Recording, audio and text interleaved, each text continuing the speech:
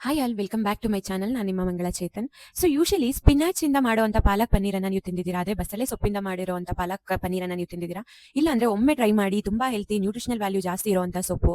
ಇದನ್ನು ಸ್ಪಿನಾಚ್ ತರ ಬಿಸಿ ನೀರಿಗೆ ಹಾಕಿ ಒಂದು 5 ನಿಮಿಷ ಕುದಿಸಿ ತಕೊಂಡು ಇಮಿಡಿಯೇಟ್ ನಾರ್ಮಲ್ ವಾಟರ್ಗೆ ಹಾಕೋಬೇಕು. ಸೊ ನೋಡಿ, ಈಗ ಒಂದು 5 ನಿಮಿಷ ಆಗಿದೆ, ಚೆನ್ನಾಗಿ ಬೆಂದಿದೆ. ಇದು ಫುಲ್ ಗ್ರೀನ್ ಇರಲ್ಲ, ಸ್ವಲ್ಪ ಯೆಲ್ಲೋಯಿಶ್ ಆಗುತ್ತೆ ಬೆಂದಾಗ. ನೋಡಿ, ಇಷ್ಟು ಕಲರ್ ಚೇಂಜ್ ಆದ್ರೆ ಸಾಕು. ಇದನ್ನ ತೆಗೆದ್ಬಿಟ್ಟು ಇಮಿಡಿಯೇಟ್ ನಾರ್ಮಲ್ ವಾಟರ್ಗೆ ಹಾಕೊಂಡ್ರೆ ಆಯ್ತು. ಸೊಪ್ಪು ಚೆನ್ನಾಗಿ ಬೆಂದಿದೆ. ಇದನ್ನ ಸ್ವಲ್ಪ ಆರಿದ ತಕ್ಷಣ ಇದನ್ನ ಒಂದು ಮಿಕ್ಸರ್ ಜಾರ್ಗೆ ಟ್ರಾನ್ಸ್ಫರ್ ಮಾಡ್ಕೊಂಡು ಇದ್ರ ಜೊತೆಗೆ ಒಂದು ಮೆಣಸಿನಕಾಯಿ ಹಾಗೆ ತೆಂಗಿನಕಾಯಿ ಇದ್ರೆ ತೆಂಗಿನಕಾಯಿನ ಯೂಸ್ ಮಾಡ್ಕೋಬಹುದು. ನಾನು ಮಕ್ಕಳು ತಿಂತಾರೆ ಅಂದ್ಬಿಟ್ಟು ಸ್ವಲ್ಪ ಡ್ರೈ ಫ್ರೂಟ್ಸ್ ಅನ್ನ ನೆನೆಸಿದಿತ್ತು, ಅದನ್ನ ಹಾಕೊಂಡೆ. ಸೊ ನೀವು ಇದ್ರ ಜೊತೆ ಬರೀ ಗೋಡಂಬಿ ಆದ್ರೂ ಹಾಕೋಬಹುದು ಅಥವಾ ನೆನೆಸಿರುವಂತ ಬಾದಾಮಿಯನ್ನು ಕೂಡ ಹಾಕೋಬಹುದು. ನಾನು ಎರಡನ್ನೂ ಒಟ್ಟಿಗೆ ಹಾಕೊಂಡು ಚೆನ್ನಾಗಿ ರುಬ್ಕೊಳ್ತಾ ಇದೀನಿ. ನೀವು ಪಾಲಕನ್ನೇ ಹಾಕಿ ಪಾಲಕ್ ಪನ್ನೀರ್ ಮಾಡಬೇಕು ಅಂತ ಏನಿಲ್ಲ, ಮಲ್ಬಾರ್ ಸ್ಪಿನಾಚ್ ಅನ್ನು ಕೂಡ ಹಾಕೊಂಡು ಈ ರೀತಿ ಪಾಲಕ್ ಪನ್ನೀರ್ ಅನ್ನ ಮಾಡ್ಕೋಬಹುದು.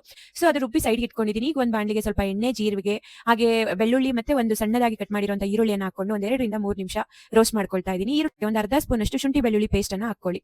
ಹಾಗೆ ಇದಕ್ಕೆ ಒಂದು 1/4 ಸ್ಪೂನ್ ಅಷ್ಟು ಅರಿಶಿನದ ಪುಡಿ, ಅರ್ಧ ಸ್ಪೂನ್ ಖಾರದ ಪುಡಿ, ಹಾಗೆ 3/4 ಸ್ಪೂನ್ ಅಷ್ಟು ಧನಿಯಾ ಪುಡಿ, ಒಂದು ಅರ್ಧ ಸ್ಪೂನ್ ಅಷ್ಟು ಗರಂ ಮಸಾಲ, ಸ್ವಲ್ಪ ಜೀರಿಗೆ ಪೌಡರ್, ಹಾಗೆ ರುಚಿಗೆ ತಕ್ಕಷ್ಟು ಉಪ್ಪನ್ನು ಹಾಕೊಂಡು ಮೀಡಿಯಂ ಫ್ಲೇಮ್ ಅಲ್ಲಿ ಒಂದೇ 1 ನಿಮಿಷ ಮಸಾಲವನ್ನ ಫ್ರೈ ಮಾಡ್ಕೊಂಡು ನಾನು ರುಬ್ಬಿಟ್ಕೊಂಡಿರುವಂತ ಮಲ್ಬಾರ್ ಸ್ಪಿನಾಚ್ ಅನ್ನ ಹಾಕೊಳ್ತೀನಿ. ಕನ್ನಡದಲ್ಲಿ ಇದಕ್ಕೆ ಬಸಳೆ ಸೊಪ್ಪು ಅಂತ ಹೇಳ್ತಾರೆ. ನಾನು ಪನ್ನೀರ್ ಜೊತೆಗೆ ಟೋಫು ಅನ್ನು ಕೂಡ ಇದಕ್ಕೆ ಹಾಕೊಂಡಿದ್ದೀನಿ.